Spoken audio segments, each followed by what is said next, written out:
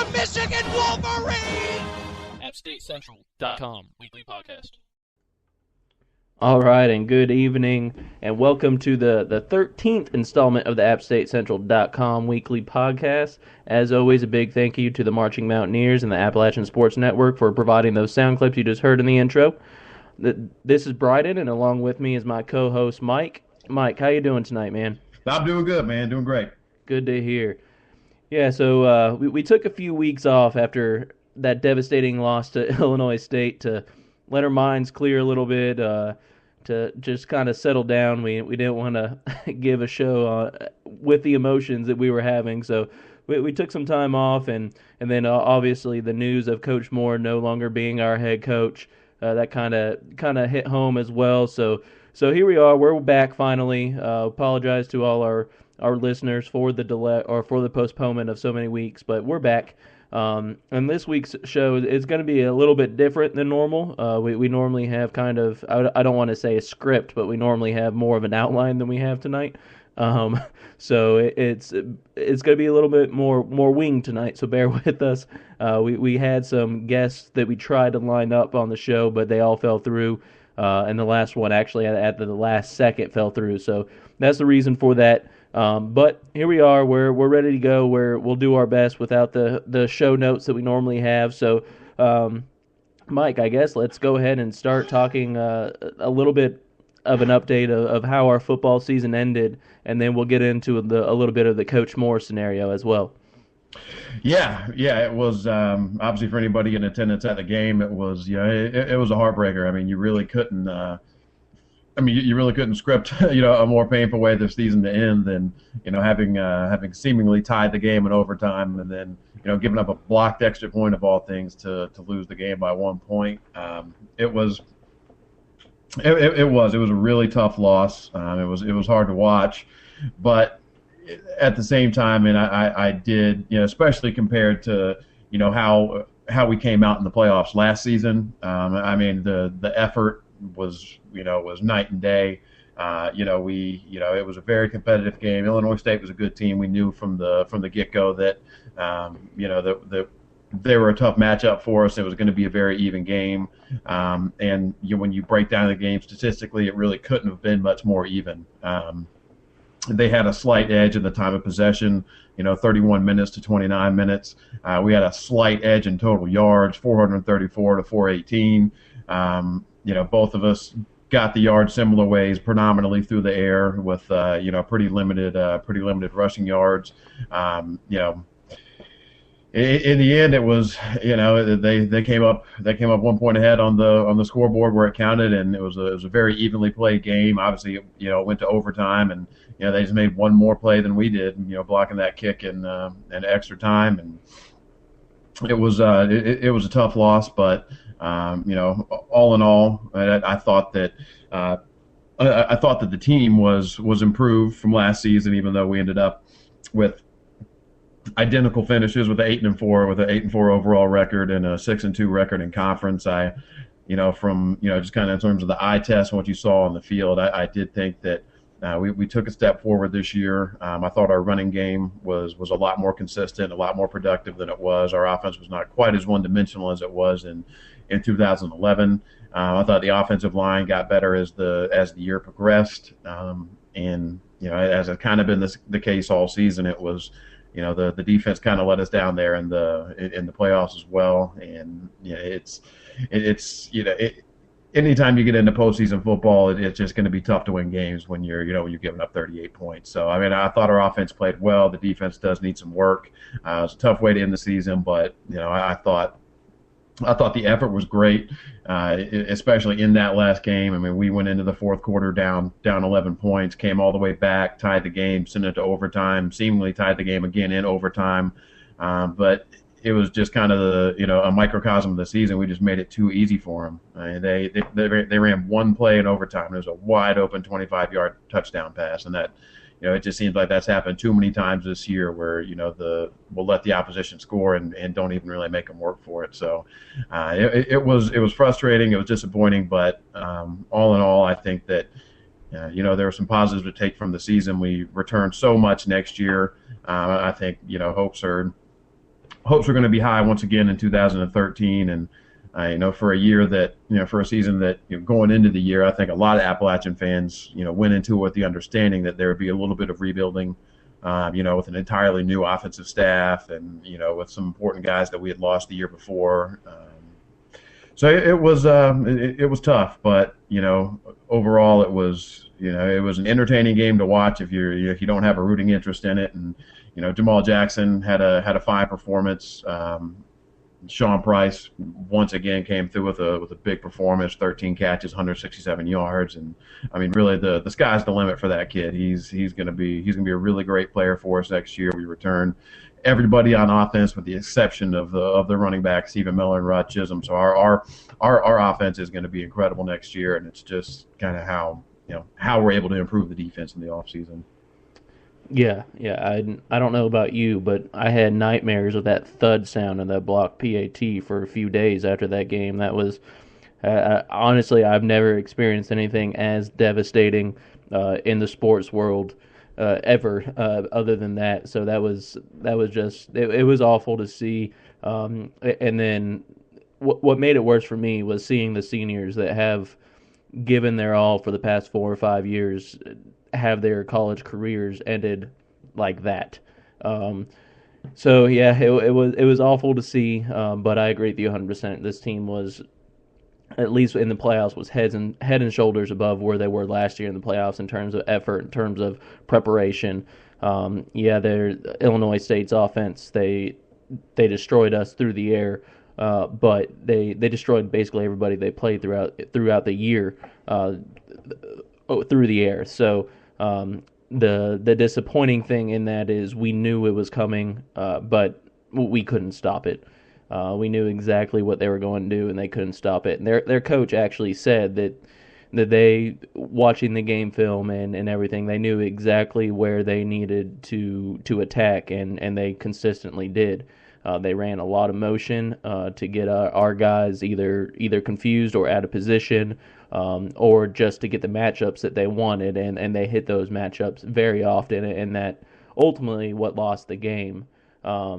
I will say, though, as far as Kid Brewer Stadium goes, that was, in that fourth quarter, that was probably the loudest it's been all year, and there was only, I think, announced 16,000 in attendance. So we had about 10,000, little more than 10,000 less than what we normally have in there, and it was by far the loudest. So the fan support was still there. Obviously, the players gave their all, and that's what's most disappointing to me is just seeing some of those players' careers on any level be completely be done from a blocked extra point.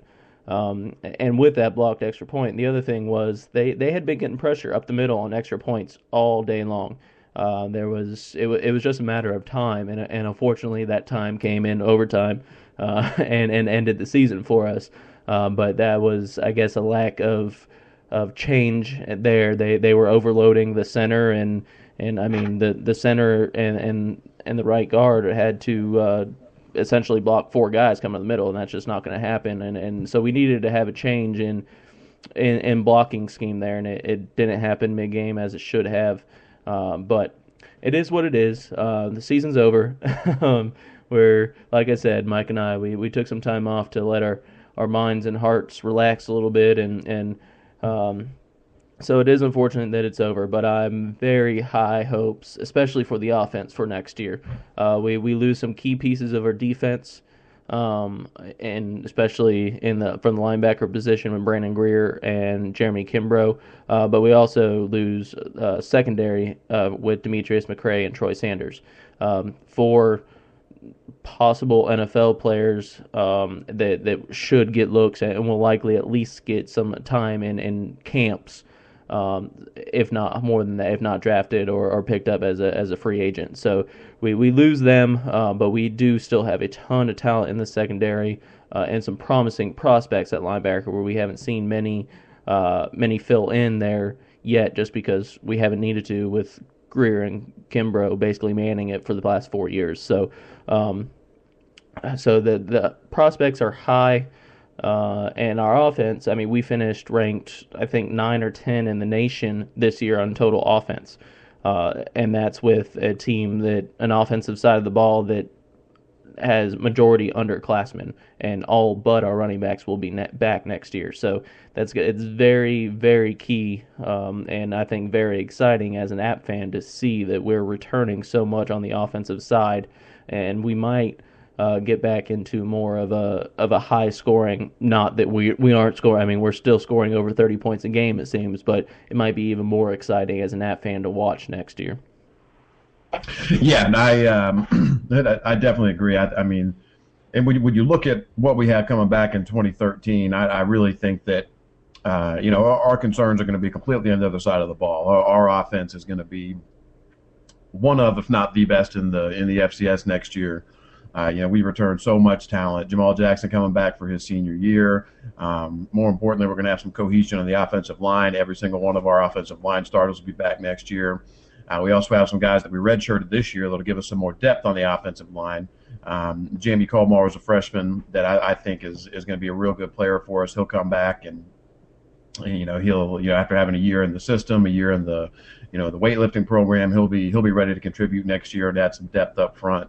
Kalen Jones should be coming back from injury and be ready to play next year as well. He's got some game experience, so I think that we're going to have some. I think our front line is going to be improved next year. Really, the only question mark on offense is at the running back position, and with the exception of the spring game, we've not seen a lot out of Tyshawn Holloway. We saw him, we saw him perform at FanFest. He looked great. I mean, I think he is going to be a very good player. And from what some of the players and coaches have said, he might have been, even this year, been the most complete back on our team. So, and he's another guy that he left.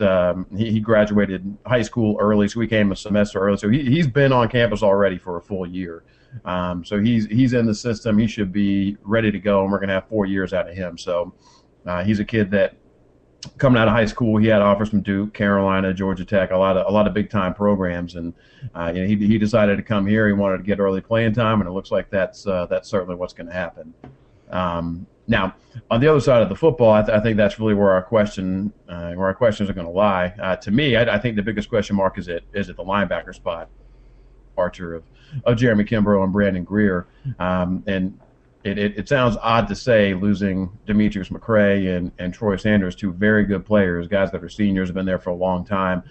Losing them out of the secondary seems odd to say, but I think our secondary is actually going to be better next season than it was this year, just because I think we're going to have a little more depth. We're going to we're not really going to have any glaring weaknesses in the secondary.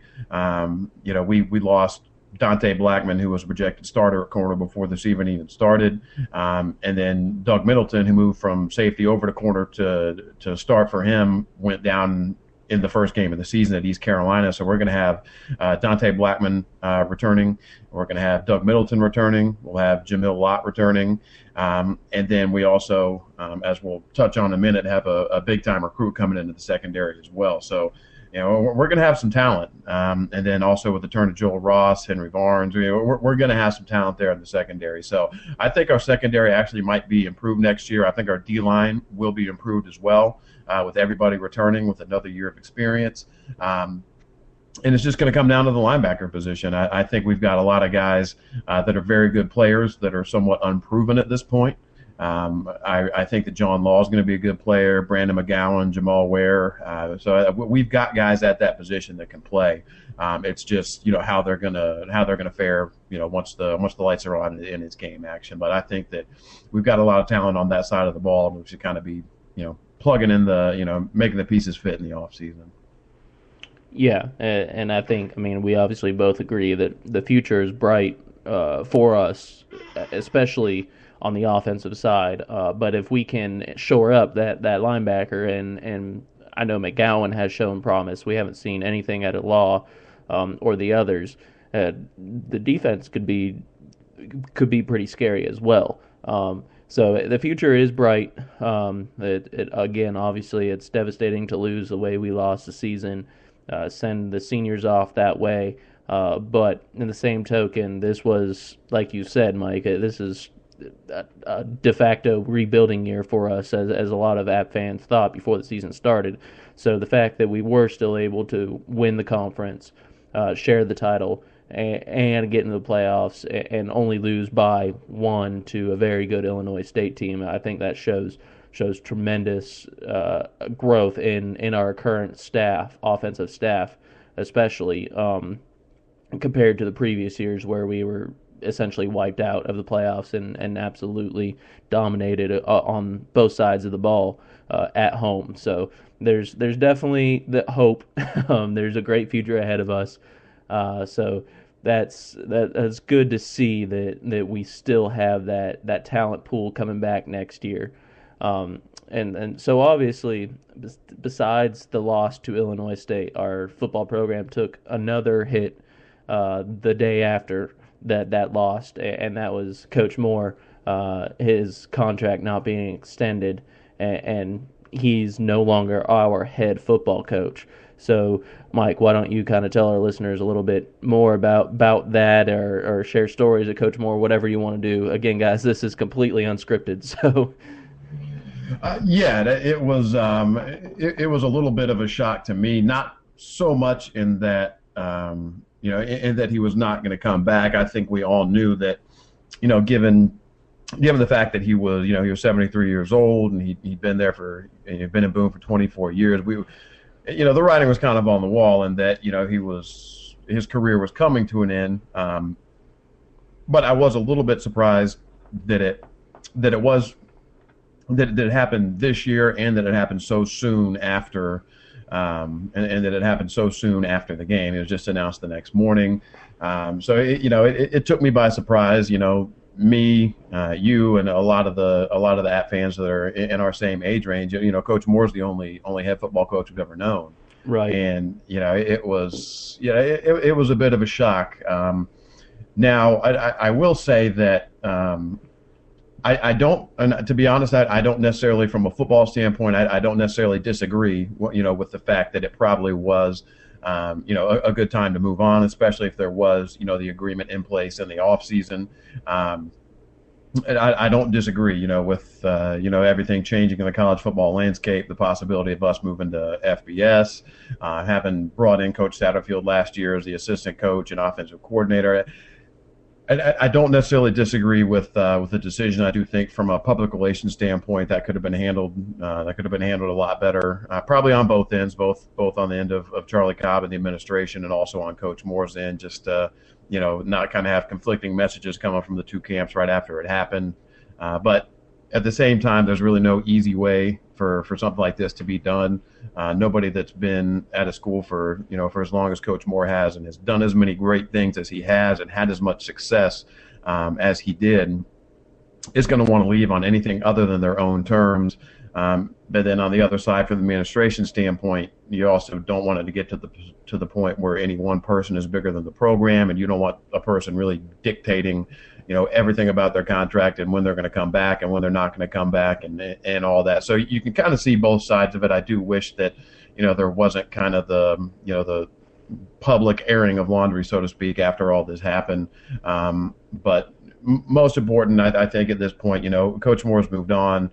He's not going to be returning, but he's just done so many great things for Appalachian, and where our program is now as opposed to where it was when he came on board. And certainly he's not the only person that deserves credit for that, but he's done so many great things, obviously from the 3 national championships to the win over Michigan, winning, he ended his career winning 7 of the last 8 Southern Conference championships.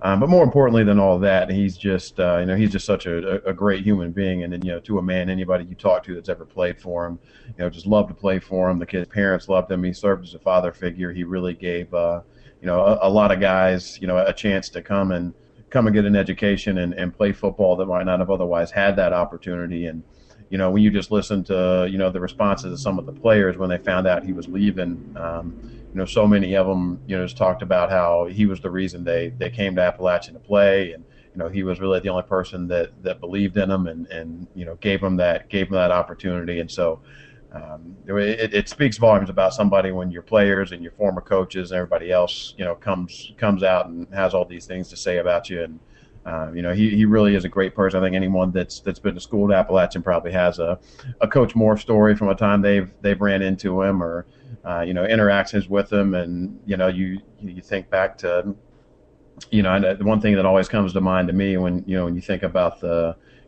character of Coach Moore and Margaret and his wife, it always comes back to me the 2009 game against Georgia Southern when I cannot remember the kid's name, but when when the Georgia Southern player got hurt and had to be taken to Watauga Hospital, Margaret left the game and went and sat with them in the hospital. And after the game, Coach Moore went over there and sat with them as well. The kid's parents couldn't be in town for the game, and they stayed with him until his folks were able to come and get him. And so it's just things like that go beyond the game of football. And I mean, all the things he's done for the kids that have come through this program, all the great coaches that to be quite honest, you look at guys like Scott Satterfield and Sean Elliott and Lonnie Galloway and tons of other great coaches, Ruffin McNeil, guys that when they came to Appalachian, nobody was exactly knocking their door down for a coaching job. And, Coach Moore saw something in them that nobody else did and brought them in, and those guys have gone on to great coaching careers. And, not only that, but guys he competes against. I mean, you look at the things that Mike Ayers at Wofford had to say about him, and I mean, it really says a lot when the guys you're competing against, have nothing but good things to say about you. And he's been such a great ambassador for Appalachian. He really has. He's done a lot for us. And, I think he deserves a lot of respect from the App fans, even those that, quite frankly, are glad that he's gone from a football standpoint. Just have to have a lot of respect for everything he's done for our program and how well he's represented us, just in terms of being an ambassador for the game and an ambassador for Appalachian. Yeah, and I believe I told you this, Mike, before. When I heard that Coach Moore was done, his contract was not extended. I honestly got a little teary-eyed. I mean, that like you said, that's the only App coach I've ever seen. I've ever been a part of since I've been a part of the program. That's the only coach that's been here. So that was kind of bittersweet to see him go. But at the same time, I kind of agree with you from a pure football standpoint. It was I'm not sure if it was necessarily time right then and there, but it was coming up soon. I mean, again, he's an older guy. He's been with the program 24 years. He's only the thing that I think upsets a lot of App fans is in that 24 years he's only had one losing season. How many coaches, how many programs, one, can say that, and two, let their coach go after that, especially coming off 7 of the last 8 conference championships. I don't think any program in the country that has experienced that and then let their coach go. I think that's the reason a lot of fans are upset, just because it kind of blindsided them. And then the apparent miscommunication between Charlie Cobb and the administration and Coach Moore, that there was a deal in place according to Cobb and Peacock, but according to Coach Moore, the deal was in place and then never talked about again, so he was blindsided about it. And there's it's from a PR perspective, it was handled very sloppily, like you said, and I think that's what's adding to the emotions that fans were having about the situation, and I'm honestly sad that I won't be seeing Coach Moore on the sidelines as the head coach anymore. I think the school and especially the athletics department needs to do something to honor him, whether it's a statue out front of Kid Brewer Stadium, rename the field, something. There needs to be some kind of shrine or memorabilia of him there at the stadium for all of us fans that have seen him change this program, that they can visit and just to pay the respect that he deserves. Yeah, I definitely agree. In terms of him, doing something to honor him, and I think in that case, I think it's really just a matter of when and not if. I mean, there will be He will be honored on campus, and that it's just a matter of figuring out a time, a place to honor him, how you're going to honor him, and when it's going to happen. But I really don't think there's any doubt that he will be honored in some fashion on campus, and he rightfully deserves it. Now, just in regards, we'll get into the the hiring of Coach Satterfield and get away from the whole kind of Coach Moore divorce, I guess, here in a second. But just one thing, I know a lot of people were upset about him leaving. You look at all the success he's had, how long he's been here. Like we said, won his 7 last state conference championships.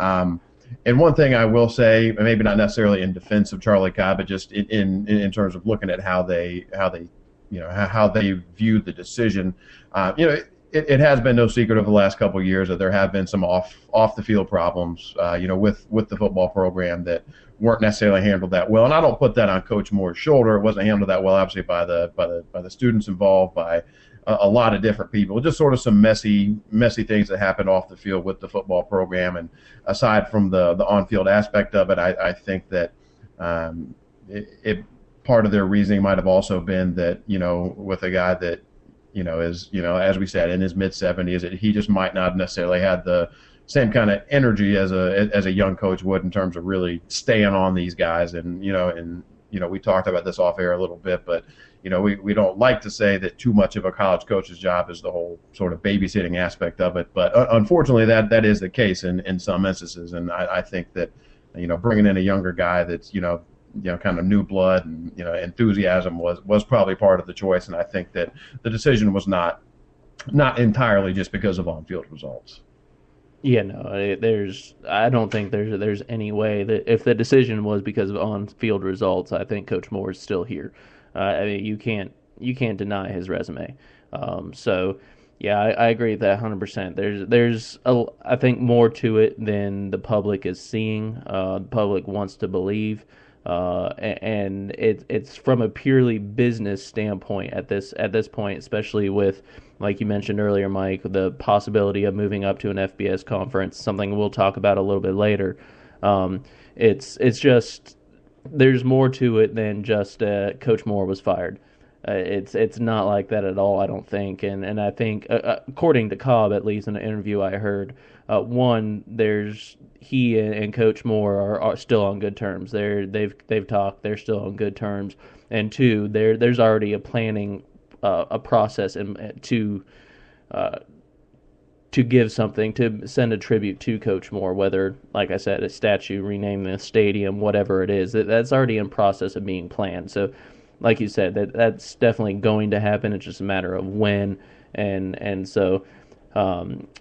So I guess let's talk about, you've mentioned his name a little bit, but let's get off that subject. Coach Moore, we can all agree it's sad he won't be there and all that. But so let's start talking about Coach Satterfield, who came back in as an offensive coordinator and assistant head coach last year, and then has now been hired as Coach Moore's replacement as a head coach. So what are your impressions of Satterfield so far, and what do you expect to see from him? Well, I've been impressed with what he's done so far. I mean, both on the recruiting trail, he's brought in some high quality players. He has.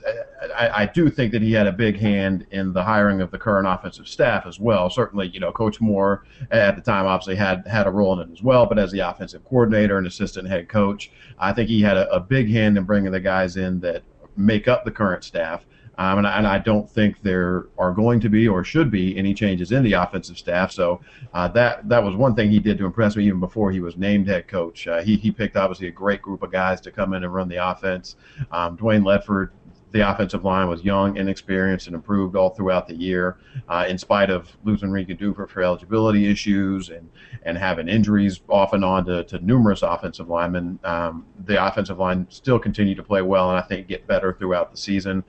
Justin Stepp did an incredible job with the wide receivers. This is, to me, I think the most impressive group of wide receivers we've had in all the time I've been watching Appalachian football, and not just in a purely, obviously these guys are extremely talented. They're very impressive in that regard, but not even just a pure talent perspective, but also they don't make mistakes. I can't. It seems so rare, with the exception of maybe the Wofford game, where there are a couple of drops that we had that were pretty easy. With the exception of that game, I really can't think of any game or any time in a game this season where, you thought, man, that wide receiver really made a boneheaded play, or he shouldn't have done that, or he ran the wrong route. I mean, their routes were very crisp. They really all seemed to be in the right place at the right time. I mean, and that to me is just a sign of a group that's been coached really well. And I think Coach Stepp did a great job with them. It's just, bringing Nick Cardwell back. He's obviously a really fiery guy. I think he really gets those guys fired up. Unfortunately, the tight end, just because the position was needed a little bit more to help out the offensive line this year, didn't get as involved as I'm sure Coach Satterfield would have liked him to. But when they got their opportunities, they didn't drop balls. They were where they were supposed to be, and so I was very impressed with the entire offensive staff this year, and he had a huge hand in all those guys. And then we mentioned the recruiting trail as well. He's brought in a couple of guys that are just they're just really big pickups. He seems to have the backing of Charlie Cobb and of Dr. Peacock and of all his assistant coaches. And I guess while we're on the topic of assistant coaches, we could get into some of the changes he's making on staff as well, if you want to get into that. Yeah, and before I do get into that, I want to make it clear that these are, at this point, just rumors. Nothing's been confirmed. So don't quote us on this. Don't take it to the bank, per se. But there's a pretty strong rumor out there that Dale Jones will be demoted from defensive coordinator to a position coach, likely linebackers. And then also Jason Blaylock, who's our current defensive line coach, his contract will not be renewed. Again, these are just rumors, so I'm not saying for sure that's going to happen, but I have no reason to believe that it's not going to happen at this point. And I think that honestly, the Dale Jones thing is really what I'm more excited about the Coach Satterfield thing, hiring, because our defense, like we talked about earlier, was our problem this past season, and honestly has been our problem for the past 2 or 3 seasons. And Dale Jones has been our defensive coordinator since that time. And so I honestly thought that Satterfield would have kept Dale Jones as defensive coordinator, only because they've worked together for a long time now. They're personal friends outside of work. And so that I figured that Dale Jones was still going to be defensive coordinator. So seeing Satterfield realize that that's what needs to be done in order for this team to be more successful on the defensive side of the ball, and pulling the string on that. But 2, doing it so quickly that we can get somebody else in here, another defensive coordinator in here early, potentially be in the recruiting process, and just get somebody in here early with the current players. And I think that's going to be key as well. So I liked the fact that he pulled that string so quickly, just because, again, as we talked about before, our defense has been our weak spot for the past few years. So, yeah, what are your thoughts about it? Well, I agree with you. I think it was the right move. And I guess in terms of the validity of the rumor, I'm with you. I'd be very surprised if it was not accurate. For anyone that did not already see it online, it originated from Football Scoop, and they are a pretty reputable source. They usually are right on the money on these things. So I think it is accurate. I think it's what's going to happen. And in terms of the Dale Jones situation, I think it was the best move. He could be a position coach, either linebackers or defensive line. He was also a defensive line coach until about 2004, and he did a great job in that role as well. So as a position coach, I love Dale Jones. I think he did a great job in his time on the defensive line. I think he did an excellent job in his time as a linebackers coach. So he could be plugged into either one of those spots, and I think be an excellent coach for us. But as a defensive coordinator, I think that he was given a fair shake. He's been in that role for 3 years, and unfortunately, there has been some, as we alluded to earlier, some off-the-field issues that caused him to lose some key players during that time. But at the same time, he is going to be judged on results, and statistically, the defense has declined steadily over the last 3 years, going from a unit that ranked in I believe the low 30s to a unit that's ranked 90th this year. So it has been a steady decline in terms of the defensive production in the 3 years he's been defensive coordinator. As I don't think it was a hasty move. I think it was a move that needed to be made. But at the same time, I really do hope he stays on as a position coach, because I think either group, the defensive line or the linebackers, would benefit greatly from having him as a position coach, and a position coach that doesn't have to split duties. Right, and I mean, when I'm with you on that. When I say that it was needed to be done, I'm not trying to say that Dale Jones is not a good coach. It's actually the exact opposite. He's a great coach, but some coaches are more inclined and they're better geared to be a position coach rather than a coordinator. So I think it's a great for him as a career. He now knows that defensive coordinator, either he needs more experience in it or it's not for him before he takes that role again. But also it's going to bring back one of our better position coaches in recent years. It's going to bring him back to being a position coach again. So I really like that, and I hope Dale Jones agrees with it and is on board with it, and I know he's under contract for one more year, so I'm hoping that he's not just doing it just not as a breach of his contract or whatever, and he doesn't jump ship as soon as that contract's over. I hope he stays and continues whatever position he is coaching, continues at that role and succeeds in it, and I know he will, because he was a position coach in our heydays in our championship years. So he's a very good coach, and that we just need new blood per se to be on on the defensive side of the ball and coordinating things. Yeah, I agree. I think it was a good move, and hopefully, obviously, it's always a tough thing to do, and I'm sure Dale Jones is not necessarily going to agree or be thrilled with the demotion, but at the same time, I think he is going to be more effective as a position coach, and I'm also I'd be very interested to see who he ends up bringing to replace him. I've not even heard any names surface at this point about someone that could come in, so I don't even want to speculate on that. But I will be interested to see who he brings in, whether it's somebody kind of from the Appalachian community or whether he goes completely outside for it. But at this point, I've been very impressed with Coach Satterfield. Both with the personnel moves that he's made and as well as recruiting. The first big recruit that he brought in was Anthony Covington out of Mallard Creek High School here in Charlotte. He is a 3-star recruit on Rivals and just 1 point away from being a 4-star recruit. He is, he's got a very impressive list of offers as well. Along with Appalachian, I'd offer some East Carolina, Georgia Tech, Mississippi State, UNC, NC State, Pitt, Virginia, and Wake Forest. So us in East Carolina, and then half a dozen BCS offers. So he's, he really is a very impressive kid. He should be fighting for playing time right away. I believe he projects more as a corner than a safety, but I'm sure he's a guy that can play either position. He's a very athletic kid. He a lot of upside. I think that he probably came to Appalachian over some of those bigger schools because he did want to get on the field early. So he's a kid that wants to be out there and be playing.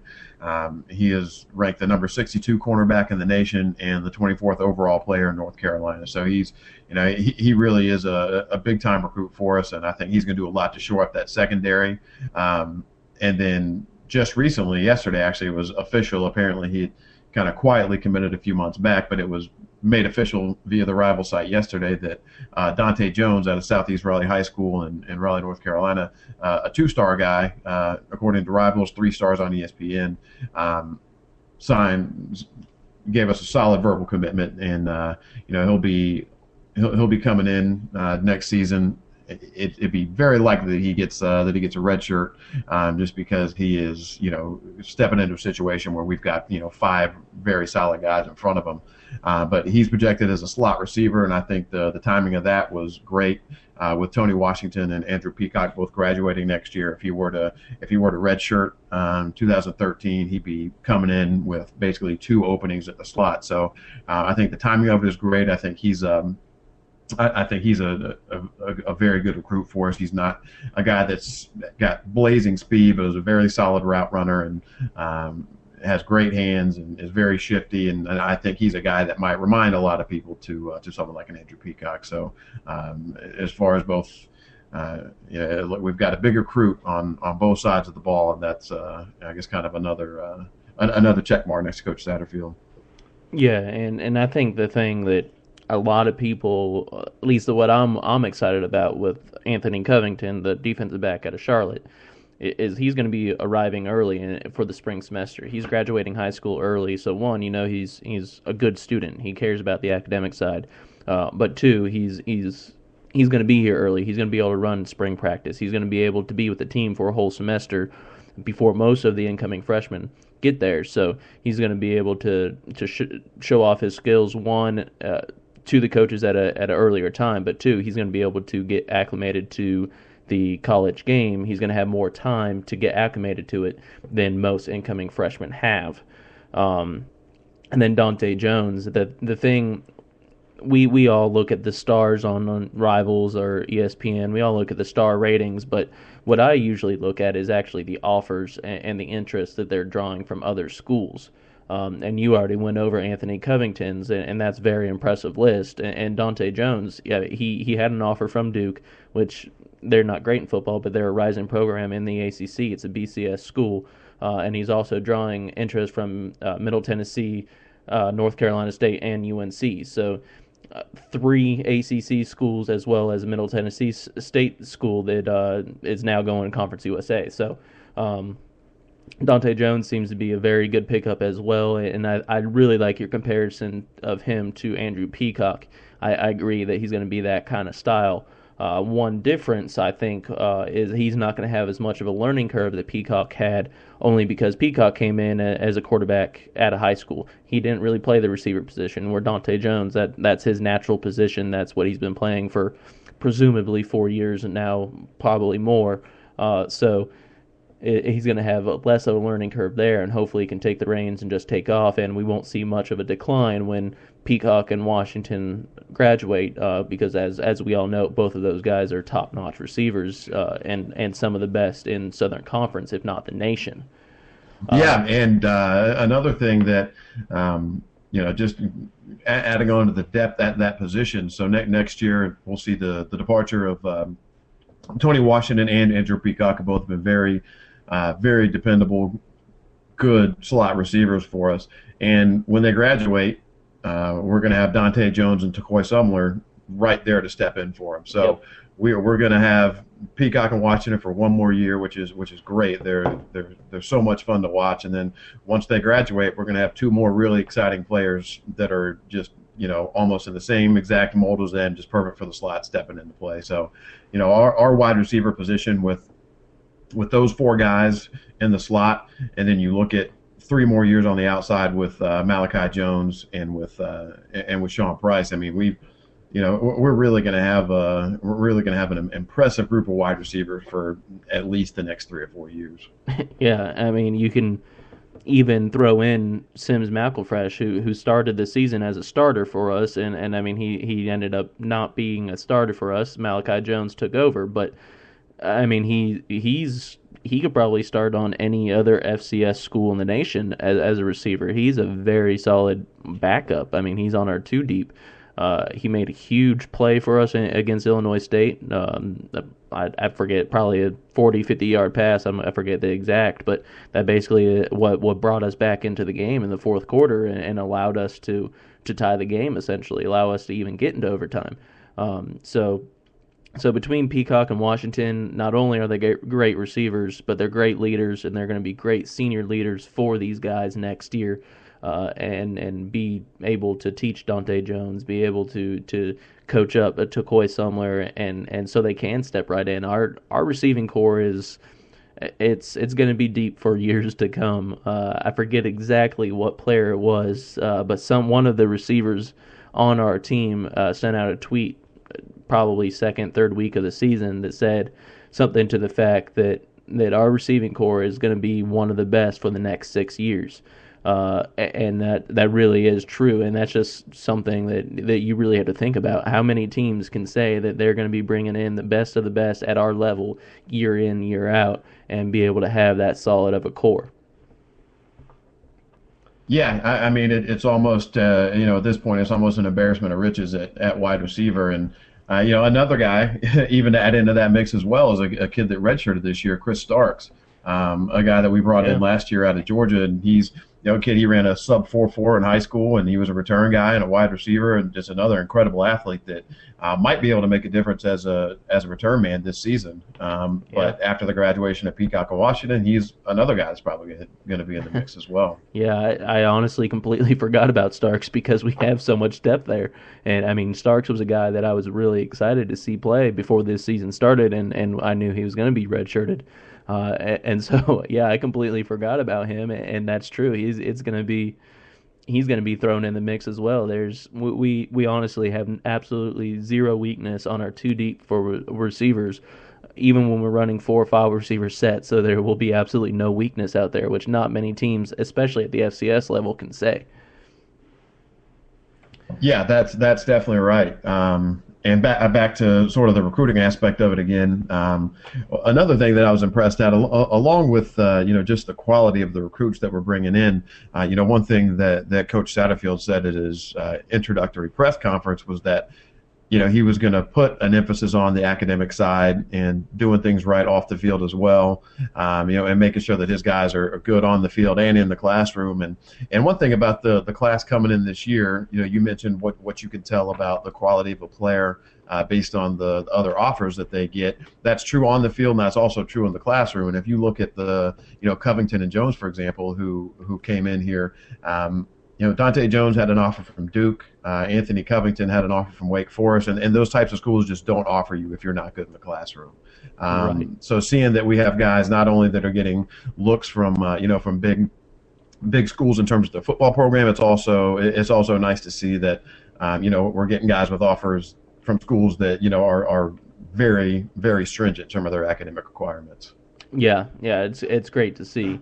And also on the recruiting trail, we've also got a solid commitment from Marcus Cox, who is an athlete out of Georgia, and he also was drawing a lot of interest from some BCS schools, but he has a lot of offers from mid-tier FBS mid-major schools in Middle Tennessee State again, Ohio, Buffalo, Charlotte, Miami, Ohio, and among others. So that's something that is kind of interesting to see is that's 3 recruits now that we've taken from Middle Tennessee State, and they're an FBS school. So that just shows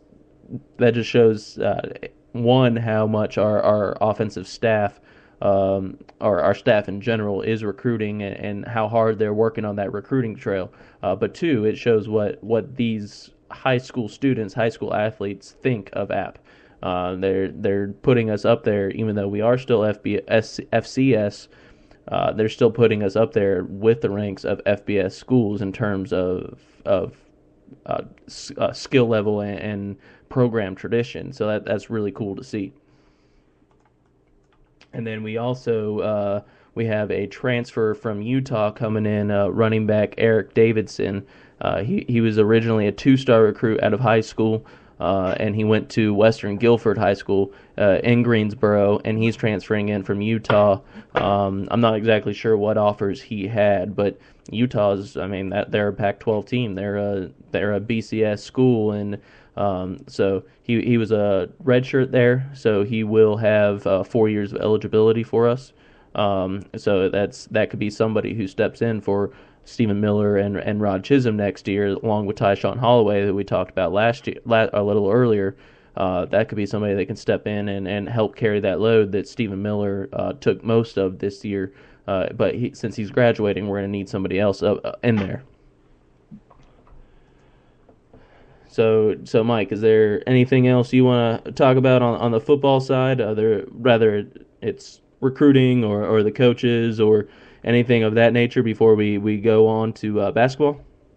Well, no, just touching briefly on Eric Davidson, I would still expect Tyshawn Holloway to be the strong front runner for the starting job next year. I do think Eric Davidson is gonna. He should play a role. I think he might, kind of be fighting probably with Michael Frazier for that spot of sort of the second back to come in after Holloway comes out or needs a break. But I don't think he's quite on the same level as Tyson Holloway. I do think it's a great pickup. As you mentioned, he was a two-star recruit out of high school. He played at Utah. He did walk on there, so he didn't get a scholarship to Utah, but he played there. And, just being able to play, as you mentioned, at the Pac-12 school obviously shows he's got some ability. But I think he is going to be more of a depth guy than someone really fighting Holloway for that starting position. But it'll be very interesting to see. He's a smaller guy. I believe he's 5'7", about 200 pounds. Whereas Holloway's got a little bit of a size advantage on him, might be built a little bit better for that every down back responsibilities. But he is another good pickup, and just I think another thing that as you mentioned, it shows a lot about what these recruits think of Appalachian, that they're in some cases transferring from these big programs or passing up offers from the bigger schools to go play there. So on the recruiting front, at this point, it's hard to question, what Coach Satterfield has been able to do. And a lot of this was done when he still had that interim tag on as well. He had not been officially named the head coach, so we were still technically in limbo. He was the interim coach and the front runner to get the job, but had not been officially named head coach yet, and was still able to get these recruits before that. So I think it says a lot about what kind of skill he has as a recruiter and what the future holds in terms of recruiting and what we can hope to see from him. And it's at this point, obviously the transition from Coach Moore was tough. It was you hated to see him go, but as far as the football aspect, I think everything's positive at this point. Yeah, definitely. Again, reiterating your point, he wasn't even technically the head coach yet when he got these guys to commit, other than Dante Jones. He just committed yesterday, officially verbal commit yesterday. So, yeah, it's great to see that even though we didn't have a head coach, these guys are still committing. So, and then one other thing about Satterfield that I just thought of is he's our offensive coordinator, or was our offensive coordinator. So now as he said in his press conference, introducing him as the head coach, he said that he will still have a hand in the offense, but he's not going to be the offensive coordinator. So not only does he have to now presumably hire a defensive coordinator, he also has to pick up an offensive coordinator. And one name that I've seen tossed around, I'm not sure if it's going to be doable as far as a price tag, if we'll be able to satisfy the price tag, but a name I've seen thrown around is Lonnie Galloway, who was here during our championship years, and he's now down at Wake Forest as a wide receiver and quarterback coach, I believe. So there's some interesting things to see coming up on what Satterfield's going to do. How many more of these recruits we're going to get, I don't know, but it's good to see we've already got a great start on it, and hopefully it just continues. Yeah, and I think another point to make, along with obviously, Satterfield doing such a great job stepping in and kind of having that steady hand to keep everything going and really not miss a beat. The rest of the staff as well. I know you and I both follow a lot of these guys on Twitter and kind of see what they're out there doing. Between Scott Sloan and Dwayne Ledford and Justin Stepp, these guys, and Nick Cardwell, these guys are out on the road recruiting all the time. So along with showing how good Scott Satterfield could potentially be as a head coach and as a recruiter, it also says a lot about all the other guys on the staff, because these guys are really putting in a lot of work and a lot of miles, and it's paying off. So for all the other coaches, Scott Satterfield and everybody else on the staff, it's very much appreciated on our end, because I do think it's going to pay some serious dividends for us. Yeah, it definitely is, and you bring up a good point with that. Coach Stepp at one point this year, he sent a tweet to us at App State Central. He sent a tweet saying that App Nation has never seen a group of coaches recruit so hard. So I think that's showing big things, because we've obviously had great players come through here, And if we've never recruited this hard, granted, I know he's probably biased, but I think that's showing great things and great step forward with this program. And hopefully, like you said, we're going to reap the benefits of it very shortly, I believe. Yeah, yeah. Really, when you look at the staff we have, a lot of younger guys, and my concern is not at all how well these guys are going to do, or how well they're going to recruit, or how well coached their players are going to be, but how long we can hang on to them. Yep, exactly. I mean, that at this point has got to be the biggest concern. I mean, these offensive coaches are really, really good, and I hope we hang on to them as long as we can and pay them as much as we can, because I'd really hate to lose any of them. But they've been very impressive so far, and I just hope we can keep them in Boone. Yep, yeah, I agree with you 100%. And kind of switching gears here, somebody else that I hope we can keep in Boone longer is Darcy Vincent, the head coach of the women's basketball team. That she's got her team at a 7-1 record. The only loss coming at Virginia Tech, which we talked about previously in a past podcast. It was a 3-point loss that really we could have tied the game in the last seconds, but we missed a layup. So she's got her team playing very, very well. They pulled off a great win up at Xavier on the 30th of November, and she's just got her team playing very well, and likely, at least at this point from what I've seen, should be the favorites to win the Southern Conference. And hopefully can finally beat Samford in the tournament to get to the big dance. But Darcy Vincent's another one of those coaches that it's not a matter of if she can coach, it's how long she's going to be coaching in Boone, I think. Yeah, definitely. The women's program has given us a lot to be proud of over the last couple of years. I mean, they've just been consistently, winning games in the Southern Conference, at or near the top of the standings, making deep runs in the conference tournament. I mean, it's really been incredible, the turnaround that she's had. And I'm with you. I just hope we can hang on to her for as long as we can. The women's next game is on a week from tomorrow, December the 28th. They're playing on the road against West Virginia, who's a top 25 ranked team, and obviously, if they can get a road win against a top 25 team, that could really get them some national consideration as well. It would be great to see that. Obviously, it would be a tough win to get against a Big East team, or Big 12 team now on the road.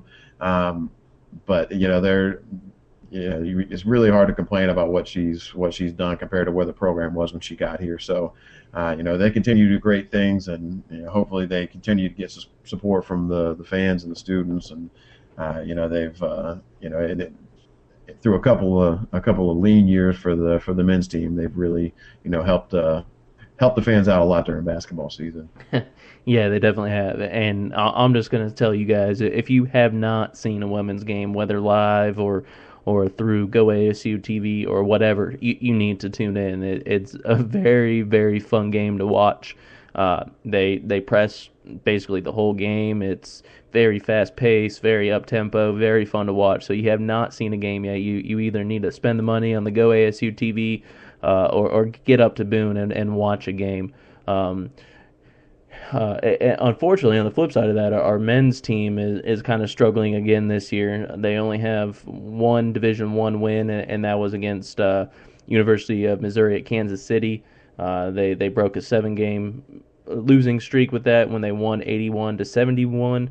It was Mike Neal's first game back, which Mike and I will talk here in a little bit. It's going to be huge for us. And he only had 4 points, four assists, and 2 steals, and 1 block to add to that. But I think the main thing about him is the whole aspect of the team changes when he's playing. We have a true point guard in there, and not only that, Mike, you've brought this up several times. We also have our true shooting guard in there as well. We have him back when Mike Neal's playing at point guard, because Jamal Trice was running the point, and he's a 2 guard. He's not a point guard, so you could definitely tell the team looks more comfortable with Neal playing the point. And we fell, unfortunately, again to South Carolina last night. We lost 75-69. And in that game, Mike Neal, he showed why we need him in there. He had 16 points, 7 assists, 7 rebounds, and 2 steals. So through the 2 games, he's averaged 10 points, 4 rebounds, and 5.5 assists to only 2.5 turnovers. So that's huge. And Mike, you had mentioned something about Coach Martin from South Carolina saying that these two teams are completely different with Mike Neal at running at the point. Yeah, in his post-game show last night, he was talking about watching tape on the team leading up to the game, and just said that the team he saw the first 8 games of the season and the team he saw when he watched that UMKC game were just completely different. And anybody who's watched the games this season, I've been able to watch all the games actually except for the very first, the opener against Montreat. I was not able to watch that, but other than that, I've seen every other game this year, and I couldn't agree more. I mean, even in the game against UMKC where he didn't put up big numbers statistically, just the flow of the offense was so much better. One thing that is great, he played 31 minutes against UMKC, and he played, I believe, 36 minutes last night. So he's been on the court almost the entire game for the last 2 games, running the point, and he's only averaging 2.5 turnovers. So he's really taken care of the ball. He's a very stabilizing force in that offense. And it really is night and day. It's unfortunate that he was not academically eligible for the first 8 games of the season. 2-8 is a tough start to get off to. It's at this point going to be an uphill battle just to get us back to somewhere close to a 500 season. Because I do believe that with him in there from day one, I believe this is probably somewhere closer to a 5-5 team with the schedule we've played than a 2-8. So it's too bad, but he is back. And even though it sometimes seems hard to take positives out of a 2-8 start, given that we've only had really our full complement of players and everyone playing their natural position for 2 games, I actually am fairly optimistic about what'll happen, over the next couple of months once we really get into the meat of the conference schedule. We've got 2 very winnable games coming up at home against Presbyterian on the 20th, against Presbyterian on the 22nd, and then against Milligan Sunday the 30th. Those are 2 very winnable games that get us to hopefully 4-8 before we get into the meat of the conference schedule. And the Southern Conference is down this year. There's going to be a lot of winnable games on the schedule, so it's unfortunate that we did not have Mike Neal for the beginning of the season. But the good news is he's back, and he's back in time for the conference schedule. We've only played 1 game. Never want to start 0-1, but in a season where you play 18 conference games, 1 loss is not going to kill you. And we've got him back for the home stretch. And as bad as the start was, there's still a chance for this season to be salvaged. And I think that the team we have now should instill a lot more confidence in our fans than the team we had just a couple of weeks ago. And I hope that anyone that's in Boone is able to go in and catch some games for the men and the women. They could both really use the support. And I do think that us getting out there and supporting them and giving them a home court advantage would make a world of difference. So if you can make it to a game, please go out and support them. Both these teams are really fighting hard. The women are having a great season, and I really think that we're going to see some good things happening around the men's program in the next month or so as well. Yeah, I agree, and I think another aspect. I know we're running out of time here, so I'll make it quick. But another aspect to the reason that we are playing better now is the emergence of Tevin Baskin, the junior conference or junior college transfer, and last night he put up 16 points. The night before, I believe the game before, I believe he put up 18 points. So without Neal and another scoring threat, which now Baskin seems to be carrying that load.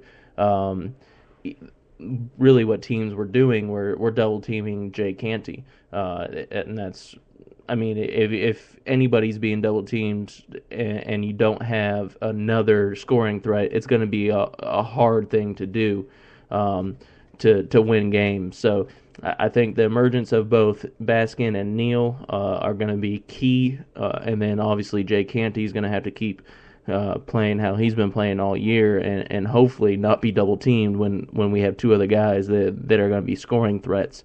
And I agree with you. I think we do have some good things to see from this team still. And the other thing, like you said, the Southern Conference is weak. It's very weak this year, and even though we are 2-8, I honestly don't see it being